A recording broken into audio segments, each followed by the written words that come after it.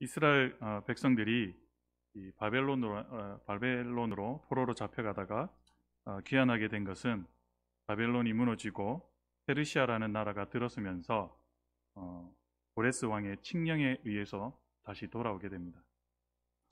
귀환한 이 공동체가 돌아온 것을 주전 538년경 좀 그렇게 보고 있습니다. 바벨론에서 538년경에 예루살렘으로 돌아와서 제일 먼저 한 것이 바로 하나님께 제단을 쌓고 그것에 너무 감사해서 이 초막제 제사를 감사제로 요 앞에 드렸습니다. 그리고 성전을 건축하려 했지만 내외적으로 많은 방해와 또는 어려움이 있어서 지속되지 못하고 성전 건축이 중단되었습니다. 18년이 지나 520년경쯤 되면서 그들이 열심히 성전을 건축하고 있었지만 그 열정이 서서히 가라앉으면서 생계 유지에 그렇게 몰두하게 되었습니다. 그런데 나 자신을 위해 모든 것을 몰두하면 행복이 와야 할 텐데 그런 많은 행복이 일어나면 좋겠는데 그렇지 않고 가뭄이 들고 또는 질병이 들고 온갖 역경이 오히려 지속되었던 것입니다.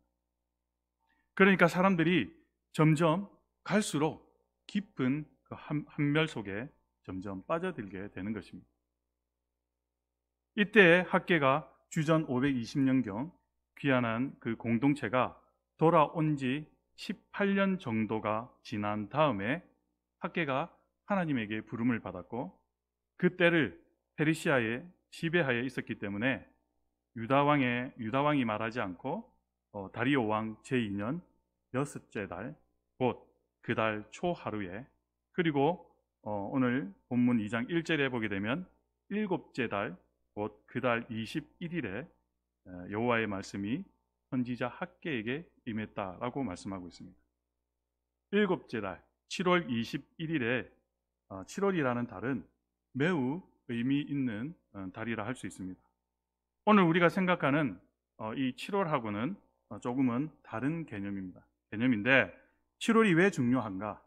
이 유대의 7월은 유대의 달력의 이 7월은 티슈 리월, 히브리어로 티슈 리월이라고 하는데 그날은 하나님의 명령에 의해서 이스라엘 사람들은 새해로 시작합니다. 우리의 새해는 이제 1월 1일인데 이 유대인들은 이 새해가 바로 7월이라고 7월 달에 시작하는 것입니다. 7월이 이제 새해입니다. 우리하고는 다르죠. 그래서 티슈리월 해에 시작되는 것이죠. 그러니까 이 티슈리월 새해 첫날을 지금은 로시 하사나라고 합니다. 좀 발음이 어렵지만 그렇게 이제 부르고 있습니다. 로시 하사나. 그런데 그날을 새해라고도 하지만 또는 나팔절이라고 그렇게 부르기도 합니다. 그런데 왜 나팔절일까요? 다른 것이 아니고 바로 뿔나팔을 부는 날이기 때문입니다. 화면을 잠깐 보도록 하겠습니다. 이 뿔나팔이 어떻게 생겼냐면 쇼파르라고 하는데 양의 뿔로 만든 것입니다. 이 부르기가 참 힘든데요. 성경에 보면 이 나팔을 부는 이런 이야기가 몇 번 나오는데 특별히 그 여호수아가 여리고성을 점령했을 때 이 양각나팔을 불었습니다.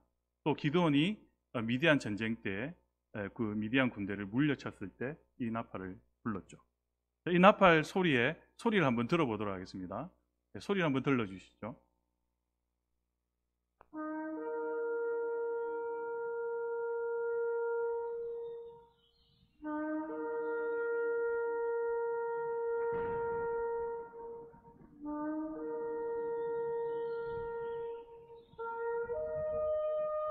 네, 됐습니다. 아마 영화에서나 한번 이런 장면들이 났을 때 이런 소리를 많이 들어보았을 것입니다. 이 뿔나팔을 부는 날, 나팔절, 7월달에 시작되는 이 나팔절, 7월에는 의미 있는 절기들이 이 유대인들에게는 많이 있었습니다. 그 첫날을 특별히 나팔절로 지켰다는 것이죠. 이 나팔을 부는 이유는 하나님의 거룩한 시간이 시작되었다라는 의미를 나타냅니다. 그래서 아주 중요하죠. 그래서 이 뿔나팔 소리는 어떤 소리의 의미냐면 하나님께 돌아와라. 하나님의 부름이라 그렇게 볼 수 있는 것이죠. 하나님께 돌아오는 것입니다. 이 뿔나팔 소리를 들으면서 하나님의 음성을 들으라는 것이죠. 하나님께 돌아오라. 로슈 하사냐의 뿔나팔 소리의 의미를 랍비들은 이렇게 말합니다.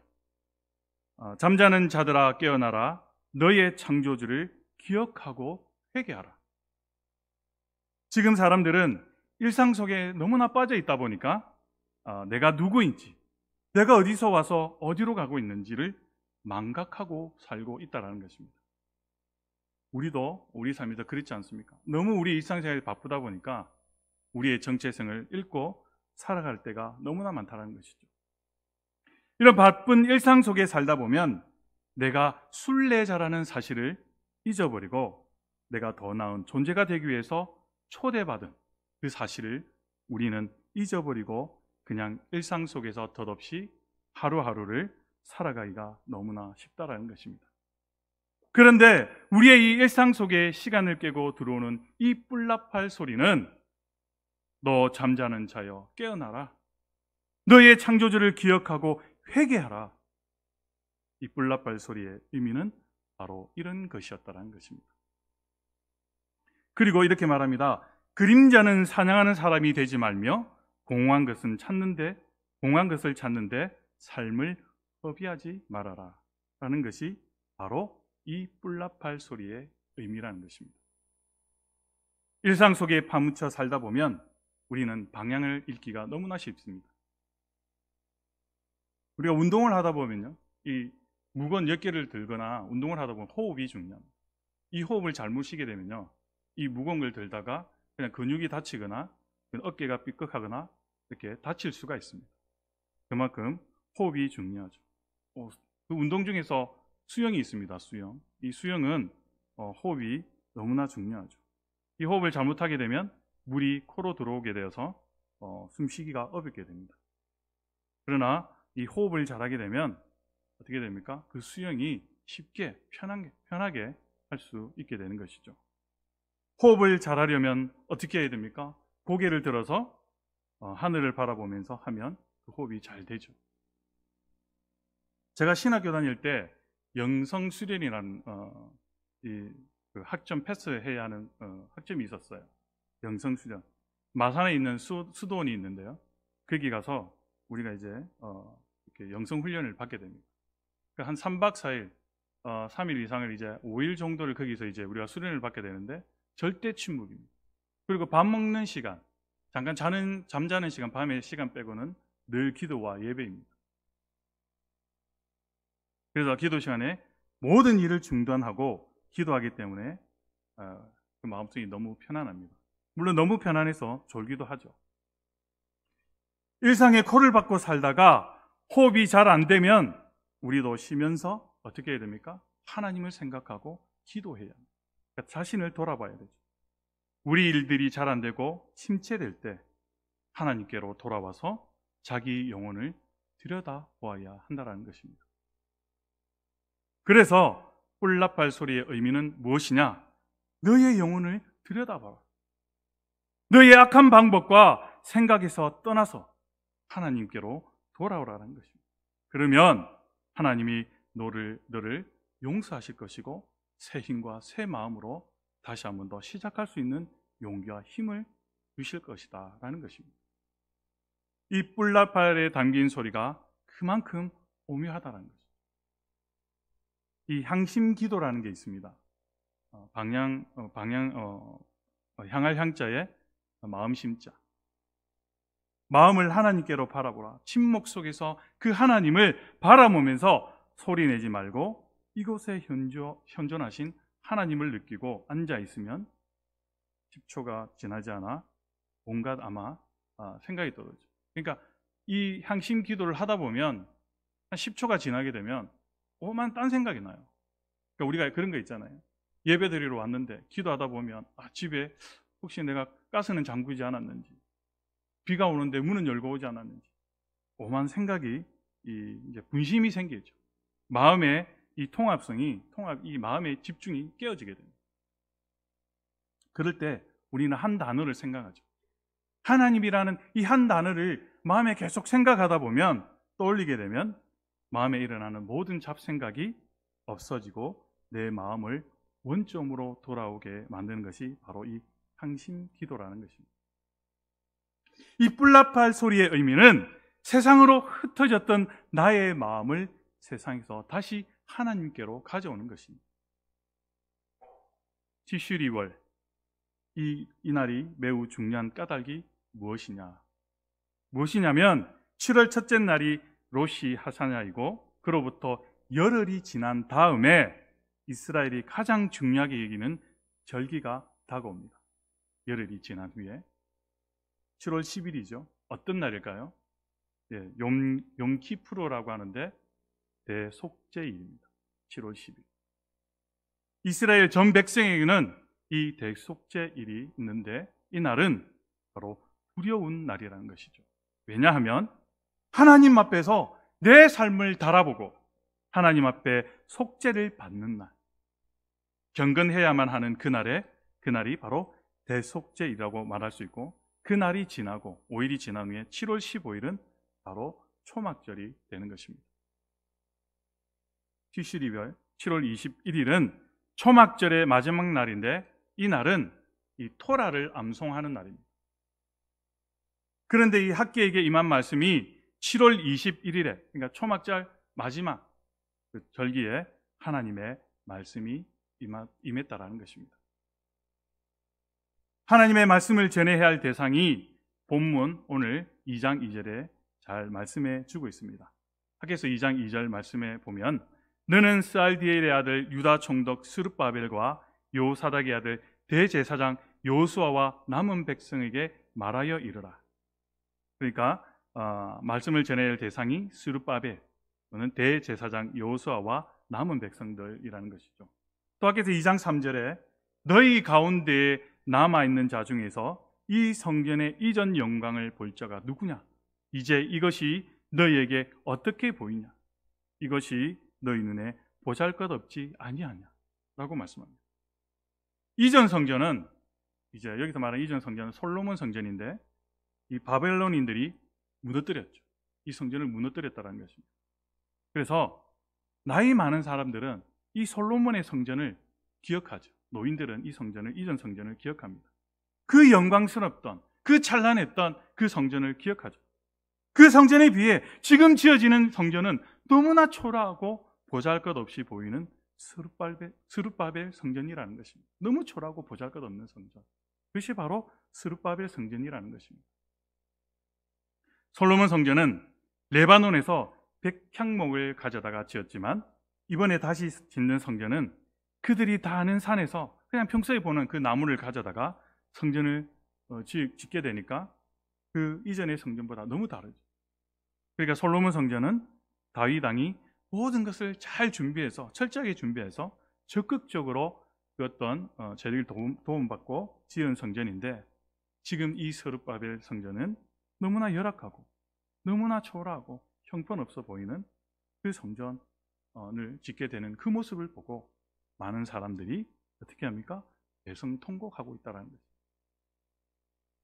너무나 솔로몬 성전은 너무나 크고 찬란하고 너무나 휘황찬란했는데, 지금 이 스룹바벨은 너무나 보잘것없고 초라한 성전이라는 것을 보고 이 많은 백성들이 대성통곡하고 있다는 것입니다. 그래서 에스라서 3장 12절에 보면 이런 말씀이 있습니다. 제사장들과 레위 사람들과 나이 많은 족장들은 첫 성전을 보았으므로 이제 이 성전의 기초가 놓임을 보고 대성통곡하였으나 여러 사람들은 기쁨으로 크게 함성을 지릅니다. 이전에 영화로웠던 그 성전을 생각하니까 마치 초막처럼 너무 초라해 보이는 거죠. 그러니까 대성통곡했다는 것이죠. 그런데 학회를 통해서 하나님이 하시는 말씀이 무엇이냐면, 학회에서 2장 3절에서 이렇게 말씀합니다. 너희 가운데에 남아있는 자 중에서 이 성전의 이전 영광을 본 자가 누구냐? 이제 이것이 너희에게 어떻게 보이느냐? 이것이 너희 눈에 보잘것없지 아니하냐? 하나님께서 물으신다는 것입니다. 어떻게 물으십니까? 너희에게 어떻게 보이느냐? 이 성전이 이것이 너희 눈에 보잘것없지 않느냐? 그런데 무엇이 문제냐면 바로 이 스케일의 문제입니다. 규모의 문제죠. 저희 사역자들도 큰 교회 가서 사례비도 많이 받고 많은 대우를 받기를 원합니다. 그러나 오늘 이 말씀을 보고 깨달은 것이 뭐냐? 나중에 말씀드리겠지만 규모가 큰 교회보다, 스케일이 큰 교회보다 하나님의 영광이 있느냐? 하나님의 영광이 그곳에 임재하고 있느냐? 하나님의 그 약속된 언약의 말씀이 살아 숨쉬고 있느냐? 그것이 중요하다는 것입니다. 자, 여기서 문제는 뭐냐? 그들을 사로잡고 있는 것은 바로 규모의 문제였다는 것입니다. 이 스케일이 사람들의 마음을 사로잡고 있다는 것입니다. 예전의 성전에 비해 현재의 성전은 너무나 초라하다는 것입니다. 보잘것없다는 것이죠.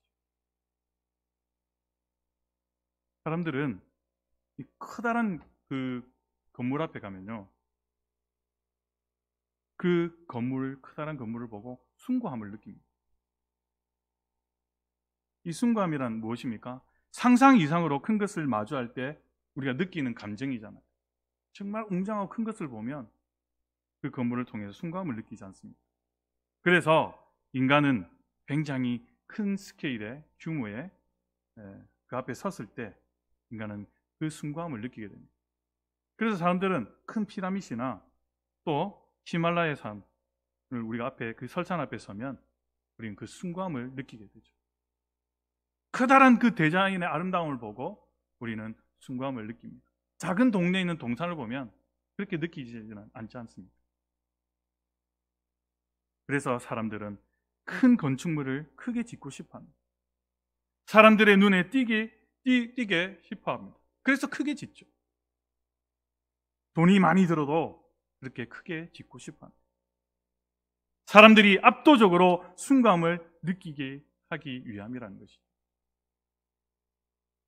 성전이 중요한 것은 조금 전에도 말씀드린 것과 같이 규모의 문제가 아니라는 것입니다. 요한복음 2장 19절에서 예수님께서도 이렇게 말씀하셨습니다.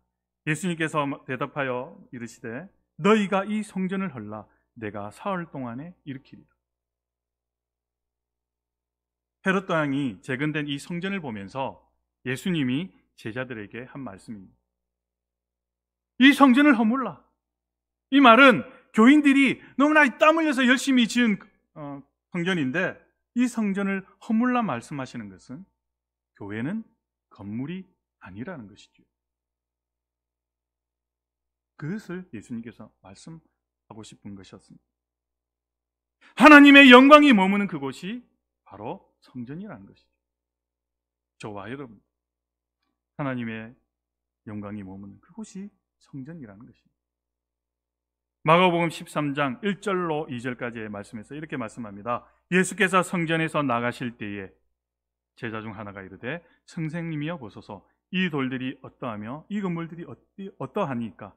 예수께서 이르시되 네가 이 큰 건물들을 보느냐? 돌 하나도 돌 위에 남지 않고 다 무너뜨려지리라 하신다 라고 말씀합니다. 주님에게 중요한 것은 성전의 크기와 규모가 아니라 하나님의 영이 머물러 있고 그것이 하나님의 약속된 언약의 말씀이 있으면 그것이 성전이라는 것이죠. 그것이 초라한 초막일지라도 하나님의 영광이 있으면 거룩한 공간이요, 아무리 대단한 건물을 지었다 해도 하나님의 영이 떠난 장소는 그것은 죽은 장소일 수밖에 없다라는 것이죠. 바로 그것을 말씀하시기 위해서 오늘 학계를 통해서 내가 지금 이것이 어떻게 보이느냐라고 묻는 것입니다. 학기 2장 4절에서 이렇게 말씀합니다. 그러나 여호와가 이르노라 스룹바벨아 스스로 굳세게 할지어다. 요사닥의 아들 대제사장 여호수아야 스스로 굳세게 할지어다. 여호와의 말이니라 이 땅 모든 백성아 스스로 굳세게 하여 일할지어다. 내가 너희와 함께하노라 만군의 여호와의 말이니라. 굳세게 하여라가 3번 반복되고, 그리고 똑같이 여호와의 말이니라 3번 반복되고 있습니다. 우리가 글을 쓸 때는요, 저도 설교문을 쓸 때 계속 반복되는 것은 좋지 않습니다. 그러나 어떨 때는 일부러 글 쓰는 사람이 계속적으로 반복해서 글 쓸 때가 있어요. 그것은 무엇이냐면 강조하는 것이죠. 너무나 중요하기 때문에. 3번 반복하는 것은 힘을 내서 일해라.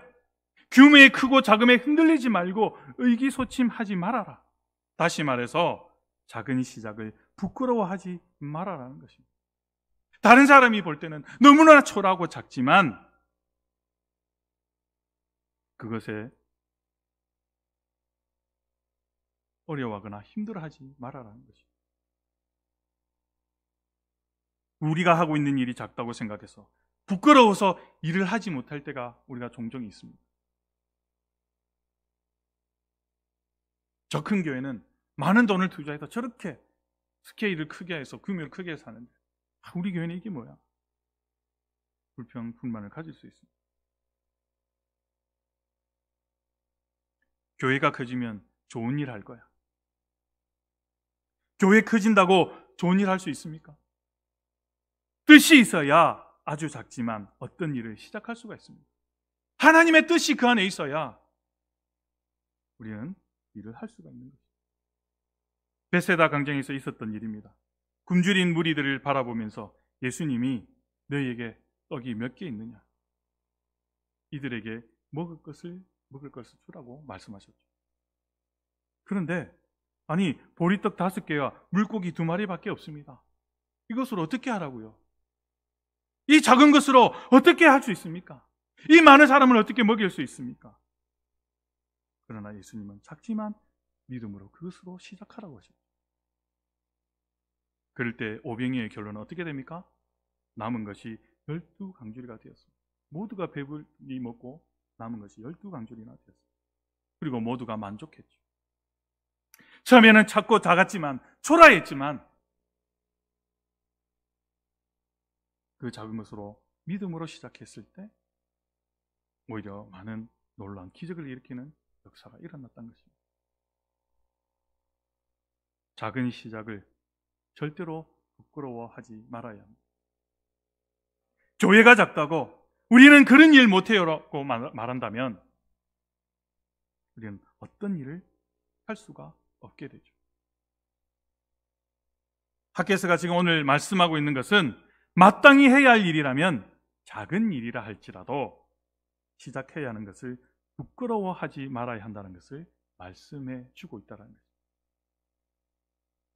형제니 초라하다고 울지 마라.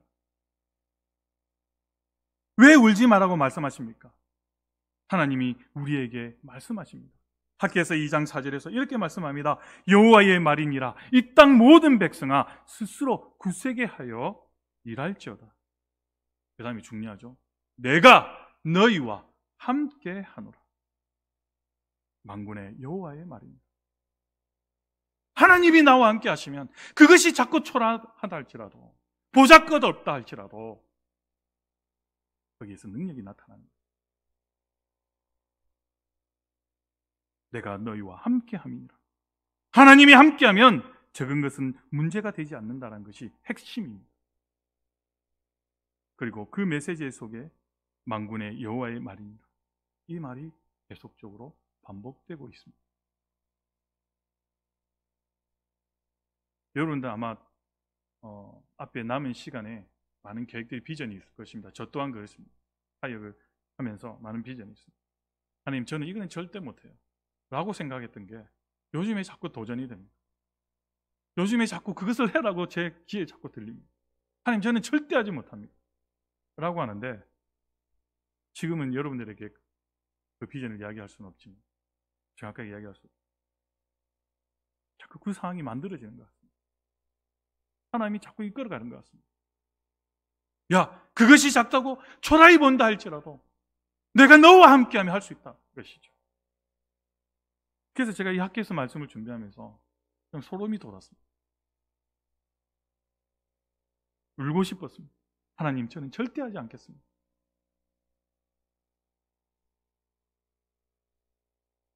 학개서 2장 5절에서 이렇게 말씀합니다. 너희가 애굽에서 나올 때에 내가 너희와 언약한 말과 나의 영이 계속하여 너희 가운데 머물러 있나니 너희는 두려워하지 말지어다. 두 가지가 함께 공존하고 있습니다. 하나님이 그 백성들과 맺었던 언약의 말씀이 함께 있고, 그리고 하나님의 영이 함께 있습니다. 그러면 된 거 아닙니까? 무엇이 더 필요하겠습니까? 에스겔 11장 23절에서 이렇게 말씀합니다. 여호와의 영광이 성읍 가운데서부터 올라가 성읍 동쪽 산에 머무르고. 에스겔이 깜짝 놀란 장면입니다. 아니, 하나님의 영이 성전에서 빠져나와서 동쪽으로 이동하는 모습을 본 것입니다. 그러니까 그 성전이 어찌 됩니까? 형체만 남은 거예요. 껍데기만 남은 거예요. 그러면 우리가 아무리 근사한 건물을 지어 놓는다 할지라도 그건 더 이상 성전이 아니라는 것이죠.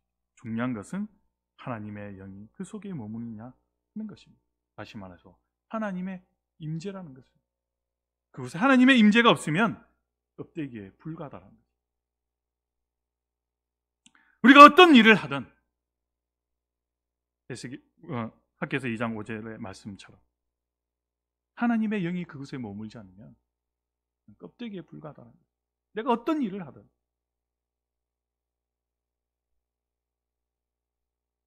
그런데 작은 시작을 격려하면서 하나님이 학개를 통해서 하시는 말씀이 두 가지. 첫째, 언약의 말씀이 너희와 함께 있고, 두 번째, 나의 영이 너희와 함께 있다라는 것입니다. 그러니 하나님께서 무엇이라 말씀합니까? 두려워하지 말라는 것이죠. 내가 너희와 함께 한데, 너와 함께 하는데 두려워하지 말라는 것이죠. 재정의 문제, 사람의 문제, 아무것도 염려하지 말라는 것이죠. 두려워하지 말라는 것입니다. 그래서 세상에는 두 개의 교회가 있습니다. 살아있는 교회와 죽은 교회가 있다라는 거죠. 형체만 있는 교회와 하나님의 임재하시는 교회가 있다라는 거죠. 큰 교회라 할지라도 그곳에 하나님의 언약의 말씀이 있고 하나님의 영이 그 속에 있다면 살아 움직이는 교회입니다. 반대로 작은 교회도 마찬가지. 그래서 2장 6절에 이렇게 말씀합니다. 만군의 여호와가 이같이 말하노라. 조금 있으면 내가 하늘과 땅과 바다와 육지를 진동시킬 것이요. 가까운 미래에 하나님이 그 역사 속에 개입하실 것임을 말씀해 주고 있습니다. 하나님의 임재가 세상의 모든 것들을 뒤바꿔 놓을 때가 올 것이라는 것이지. 국세 정세가 요동치는 때였지만 역사의 새로움은 인간의 어떤 지혜와 지식에서 나오는 것이 아니라, 다시 말하면 인간의 계획에서 나오는 것이 아니라 하나님의 개입을 통해서 그 역사가 이루어지는 것이죠.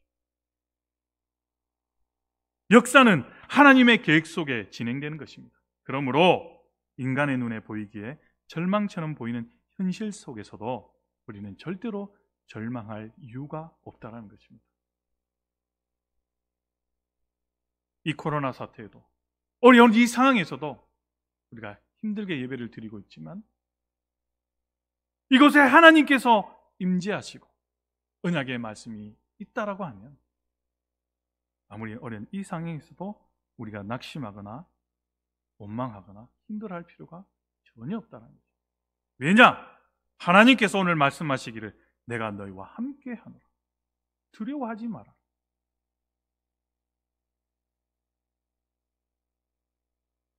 여러분의 삶이 힘들 때 하나님을 바라보시며 호흡을 하십시오. 다시 자기를 돌아보십시오. 인간의 눈에 보이기에 절망처럼 보이는 그 현실에 우리는 절망할 이유가 없습니다. 하나님의 생각이 우리와 생각과 다르기 때문이죠. 하나님의 뜻이 이루어질 것을 우리는 믿기 때문에 그렇다는 것입니다. 그래서 믿는 사람들은 낙심하지 않고 절망의 그 어둠 속에서도 희망의 불꽃을 들 줄 아는 그러한 사람들이라는 것이죠. 그것이 바로 우리 평화교회 성도님들이 되시기를 간절히 소망합니다. 밖에서 2장 7절에서 이렇게 말씀합니다. 또한 모든 나라를 진동시킬 것이며 모든 나라의 보배가 이르르니 내가 이 성전의 영광이 충만하게 하리라. 만군의 여호와의 말이니라. 모든 나라를 진동시킬 것이며 모든 나라의 보배가 이른다라고 말씀합니다. 이 말씀은 조금은 의도적입니다. 왜냐하면 성전이 파괴될 때 성전에 있는 모든 것들이 약탈당했었습니다. 이 성전 물건들이 약탈당했다는 것은 솔로몬의 황금 시대가 막을 내렸다는 뜻이죠. 또 다시 말하면 하나님의 영광이 그곳에 머물지 않는다는 거예요. 나라가 망했습니다. 그러나 하나님의 말씀은 내가 세상을 진동시킬 것이요 나라들도 진동시켜서 모든 나라의 보배가 이룰 것이다. 다시 말해서 새로운 영광의 시대가 열릴 것이다라는 것입니다. 작고 초라하지만 우리는 낙심하지 말아야 합니다. 하나님을 예비하는 그 성전을 통해서 온 민족이 하나님 앞에 다가올 날이 분명히 올 것입니다. 학계는 이렇게 가슴 벅찬 말씀을 하나님께 받고 또 선포하고 있는 것입니다. 결국은 그런 시대가 열리는 이유가 무엇입니까? 무엇이냐면 하나님의 영광이 성전에 가득 차기 때문이라고 말씀하고 있다는 것입니다. 학에서 2장 8절에서 이렇게 말씀합니다. 은도 내 것이요 금도 내 것이니라. 만군의 여호와의 말이니라. 학에서 2장 9절에 이렇게 말씀하죠. 이 성전의 나중 영광이 이전 영광보다 크리라. 만군의 여호와의 말이니라. 내가 이곳에 평강을 주리라. 만군의 여호와의 말이니라. 계속적으로 뭐뭐이니라 라고 선언하죠. 선언한 다음에 후렴처럼 나오는 반복되는 것이 있습니다. 무엇입니까? 만군의 여호와의 말입니다. 3번씩이나 반복하고 있는데 마치 성삼위 성령을 부르는 것처럼 당신이 일으키실 사건이 이건 틀림없이 일어날 수밖에 없는 사건이라는 사실을 말씀하시기 위해서 지금은 초라해 보지만 그러나 은도 나의 것, 금도 나의 것 이렇게 하나님의 영광이 어떻게 됩니까? 드러날 것이라고 이렇게 말씀해 주고 있다는 것입니다. 사랑하는 여러분, 작지만 생명력이 있을 때 그 속에 언약의 말씀이 함께하고 하나님의 영이 함께하면 결국은 그 성전을 통하여 하나님의 샬롬이, 평안이, 동화가 빗살처럼 번져나가게 될 것이라는 것입니다. 그것이 바로 오늘 저와 여러분들이 되었으면 좋겠습니다. 오늘 본문을 통해서 말씀해 주시는 것이 아닙니까? 우리도 눈에 보이는 것에 현혹되지 말고 이것은 너무나 작고 보잘것없지만 초라해 보지만 하나님께서 나와 함께 하신다라면 이 뜻이 하나님의 뜻이라면 그것을 통해서 하나님께서 역사하실 거예요. 그러면 내가 알지 못하는 크고 은밀한 비밀을 하나님께서 보여주시고 능력으로 나타날 것입니다. 사랑하는 여러분, 우리는 누가 봐도 키가 작다고, 재물이 없다고, 학력이 없다고, 지식이 없다고 이렇게 낙심하지 말고 이것이 하나님의 뜻이랍니다. 함께 우리가 힘을 합쳐 쳐나가는, 그래서 하나님의 영광을 드러내는 우리 평화교회 모든 성도님들, 또 특별히 5월달 가정의 달 우리 성도님들의 가정, 자녀들 모두 되시기를 주님의 이름으로 간절히 소망합니다.